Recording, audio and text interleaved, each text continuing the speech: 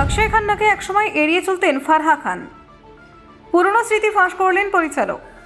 একসময় কাজ করতেই চাইতেন না অক্ষয় খান্না নিয়ে বিস্ফোরক মন্তব্য ফারহা খানের। ওর ছবিতে থাকলে বলতাম ডেট নেই। অক্ষয় খান্নাকে নিয়ে পুরনো অভিজ্ঞতা ফাঁস ফারহার। খিটখিটে মেজাজ, সংলাপ ছুড়ে ফেলা। সেটে কেমন ছিলেন অক্ষয় খান্না জানালেন ফারহা খান। 30 মার খান এ অদ্ভুত অভিনয়। আজ সোশ্যাল মিডিয়ায় কাল্ট হিট অক্ষয় খান্না। একসময় সমস্যায় জর্জরিত অক্ষয় খান্না দিল চাহতা হ্যায়ের পর সব বদলে গেল। দেখুন, পরিচালক আদিত্য ধরের নতুন ছবি ধুরন্ধর মুক্তির পর আবারও আলোচনায় উঠে এসেছেন বলিউড অভিনেতা অক্ষয় খান্না। দীর্ঘদিন ধরেই তিনি ইন্ডাস্ট্রিতে কাজ করছেন, কিন্তু সাম্প্রতিক সময়ে এই ছবির সাফল্য তাকে নতুন করে দর্শকদের নজরে নিয়ে এসেছে।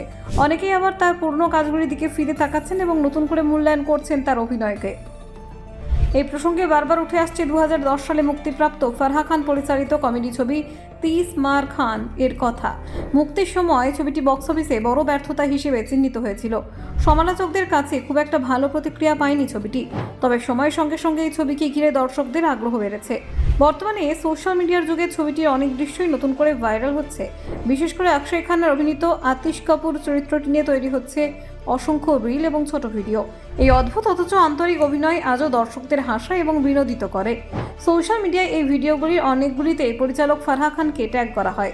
দর্শকরা সেখানে অক্ষয় খান্নার অভিনয়ের প্রশংসা করেন এবং জানান যে ছবিটি সময়ের থেকে এগিয়ে ছিল। অনেকেই মনে করেন মুক্তির সময় ছবিটি বোঝা না গেলেও এখন সেটি এক ধরনের কাল্ট মর্যাদা পেয়েছে। তবে সম্প্রতি এক সাক্ষাৎকারে ফারহা খান জানান, অক্ষয় খান্নার সঙ্গে তার কাজের শুরুটা মোটেও মসৃণ ছিল না। ইউটিউবার রণবীর আল্লাহাবাদিয়ার পডকাস্টে তিনি এই প্রসঙ্গে খোলামেলা আলোচনা করেন। তার মতে 90-এর দশকে অক্ষয়ের সঙ্গে কাজ করার অভিজ্ঞতা সবসময় সুখকর ছিল না। ফারহা খান জানান, সেই সময় অক্ষয় খান্না বেশ অন্তর্মুখী ছিলেন এবং সেটে অনেক সময় খিটখিটে মেজাজে থাকতেন। তিনি বলেন, তখন যদি কোনো ছবিতে অক্ষয় খান্নার নাম শুনতেন তিনি অনেক সময় কাজ এড়িয়ে যেতেন। এমনকি তিনি মজা করে বলতেন তার কাছে সেই ছবির জন্য কোনো তারিখ নেই। ফারহার কথায় সেই সময় অক্ষয় ব্যক্তিগত একটি সমস্যার মধ্য দিয়ে যাচ্ছিলেন। চুল পড়ার সমস্যা তার মানসিক অবস্থায় প্রভাব ফেলেছিল।